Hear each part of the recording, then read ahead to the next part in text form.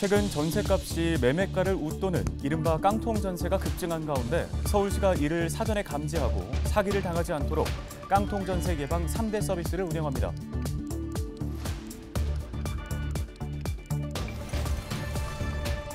서울시 코로나19 신규 확진자 수가 나흘 연속 감소세를 보이고 있습니다. 신규 확진자 수가 줄어들면서 준중환자 병상 가동률은 60%대로 떨어졌습니다.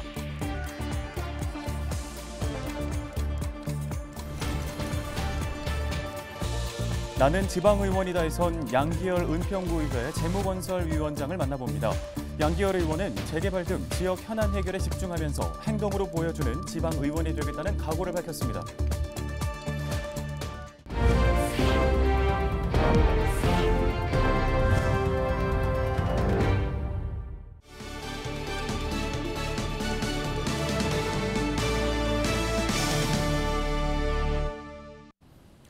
여러분 안녕하십니까? 헬로티비 뉴스입니다. 최근 전셋값이 매매가를 웃도는 이른바 깡통 전세가 급증한 가운데 서울시가 이를 사전에 감지하고 사기를 당하지 않도록 깡통 전세 예방 3대 서비스를 운영하고 있습니다. 서울시는 3대 서비스를 통해 주택 임대차 관련 상담, 깡통 전세 위험 지역 확인, 적정 전셋값 검증 서비스를 제공하고 있다고 밝혔습니다. 우선 주택 임대차 관련 상담은 전월세 보증금 지원센터에 전화를 하면 되는데요. 변호사 등 전문가의 상담을 통해 전세 계약 시 주의사항을 확인하고 대출 상담 등을 받을 수 있습니다. 온라인 플랫폼 전월세 정보 몽땅에서는 지역별 전세가율과 깡통 전세 위험 지역 등을 확인할 수 있습니다. 서울시 관계자는 신축 빌라 임대차 계약을 체결할 때에는 서울 부동산 정보광장이나 주변 중개업소에 실제 거래된 유사 매물 등을 비교해 시세를 확인해야 한다고 당부했습니다. 서울의 코로나19 신규 확진자 수가 나흘 연속으로 감소세를 보이고 있습니다. 26일 0시 기준 서울 신규 확진자 수는 15,757명입니다. 이는 전날보다 1,900여 명 줄어든 수치인데요.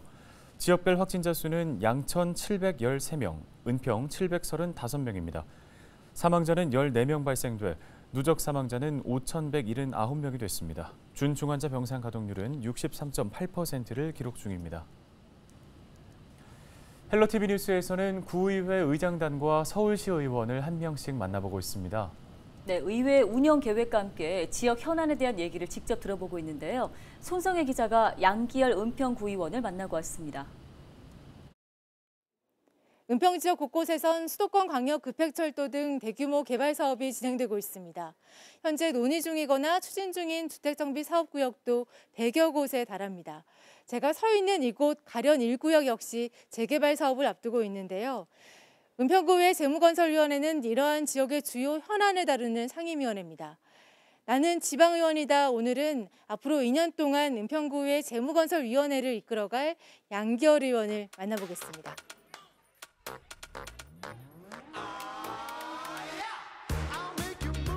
의원님 안녕하세요. 네, 안녕하세요. 반갑습니다.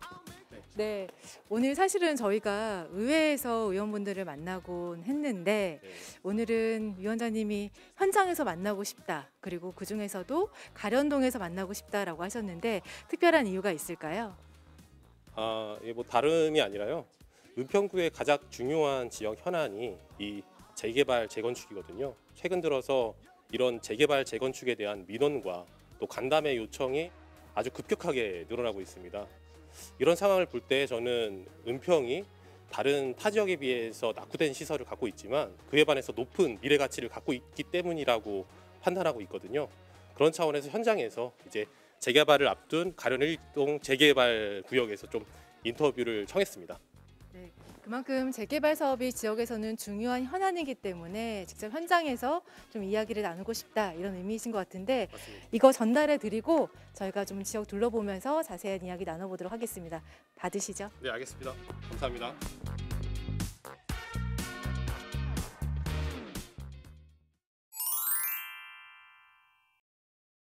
주민들 입장에서 설명드리는 게 가장 중요할 것 같고요.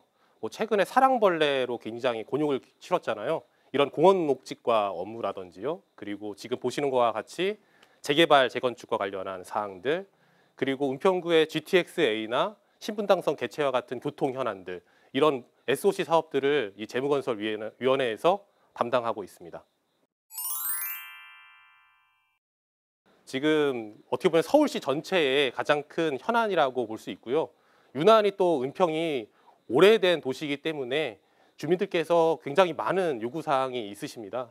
뭐 재개발을 하더라도 교통시설이라든지 학교시설도 또 필수 요소거든요. 그런 부분을 충분히 반영하고 또 구정에 적극 협조를 해야 되는 부분이기 때문에 그런 사항을 가장 유념해 두고 의정활동을 펼치고 있습니다. 저희 재무건설위원님들 모든 분들의 의견은 기피시설을 넘어서 광역자원순환센터가 필수소설로 조금 시민들에게 다가갔으면 좋겠다라는 의견을 공통적으로 내고 계시고요. 그런 측면에서 이제 지상에 뭐 워터파크라든지 생활복지시설 있지 않습니까? 주민들께서 생활체육을 할 수 있는 시설과 또 아이들과 또 부모님들께서 와서 편안하게 즐길 수 있는 그 생활체육 복지시설로 저희가 거듭날 수 있게 계속 목소리를 내려고 계획을 잡고 있습니다.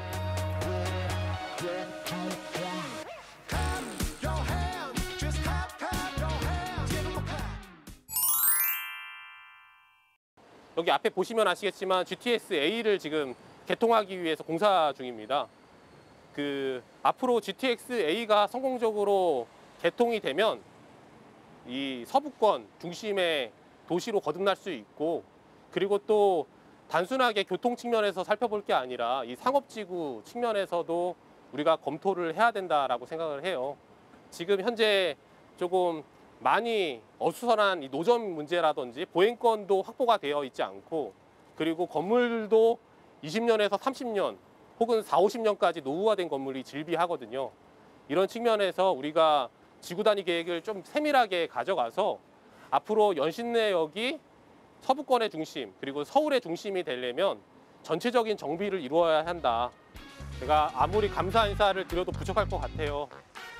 우리 주민 여러분께서 30대 재선 의원으로 만들어 주셨고, 또 동료 선배 의원님께서 뜻을 모아 주셨기 때문에 상임위원장이라는 중책을 맡게 됐습니다. 제 무거워진 이 책임감만큼 제 진심을 다하고 또 부지런한 의정활동으로 말보다는 행동으로 보여주는 그런 지방의원이 되도록 하겠습니다.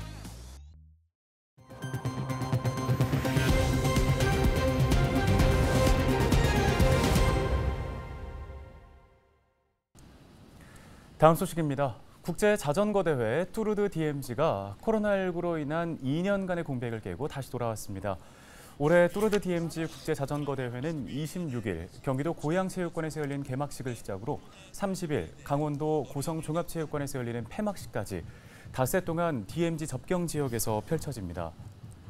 경기는 1구간 고양에서 강화, 2구간 강화도 순환, 3구간 파주에서 철원, 4구간 철원에서 인제, 5구간 인제에서 고성 등 모두 5개의 구간으로 나눠서 열립니다. 구간 길이는 총 550km로 코로나19 이전 마지막으로 열렸던 2019년 대회 구간 길이인 510km보다 40km 늘어났습니다.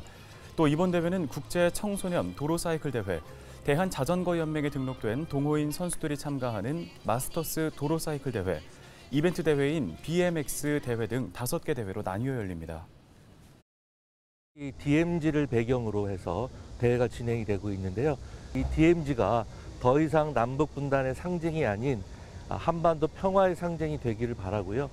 이번 DMZ 부근을 쭉 횡단하면서 보시게 되는 여러 가지 생태계라든지 관광 자원 등을 통해서 지역 경제 활성화에 기여를 하고 더 나아가서 지역의 균형 발전에 기여하는 큰 행사가 되기를 기원합니다. 서울시 자동차 전문 정비조합 은평지회가 25일 추석을 맞아 자동차 무상 점검 행사를 열었습니다. 자동차 전문 정비조합 은평지회는 매년 추석을 앞두고 장거리 운행에 대비한 차량 무상 점검 행사를 열고 있습니다. 이날 점검은 오전 9시부터 오후 5시까지 진행됐습니다. 자동차 전문 정비조합 은평지회는 엔진 오일이나 냉각수 보충 등 간단한 사항은 현장에서 처리하고 안전운전 요령도 안내했습니다. 서울시가 병원에서 퇴원했지만 돌봐줄 사람이 없어 힘든 1인 가구를 위한 지원책을 내놓았습니다. 서울시는 1인 가구 퇴원 후 일상회복 동행 서비스를 시작한다고 밝혔습니다. 돌봄이 필요한 1인 가구에 돌봄 매니저를 지원하는 건데요.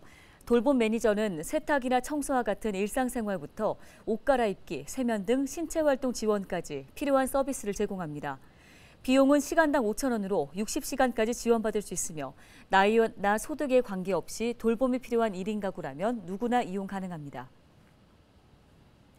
자원봉사 캠프 착한 가족 봉사단이 지난 24일 양천구 신정삼동 주민센터에 만원의 행복 기부금 99만 원을 전달했습니다. 봉사단은 지난 2016년부터 가족의 생일마다 이웃을 돕기 위해 만 원씩 모금하는 만원의 행복 프로젝트를 이어오고 있는데요.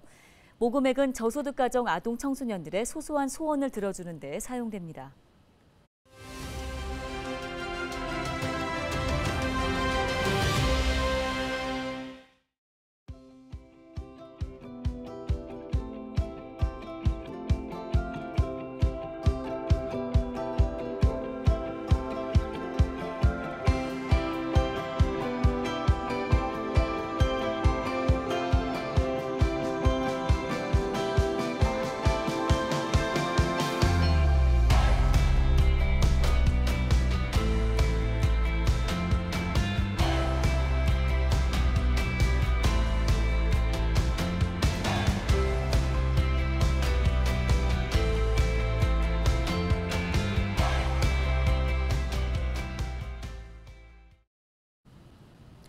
뉴스 마치겠습니다. 네, 고맙습니다.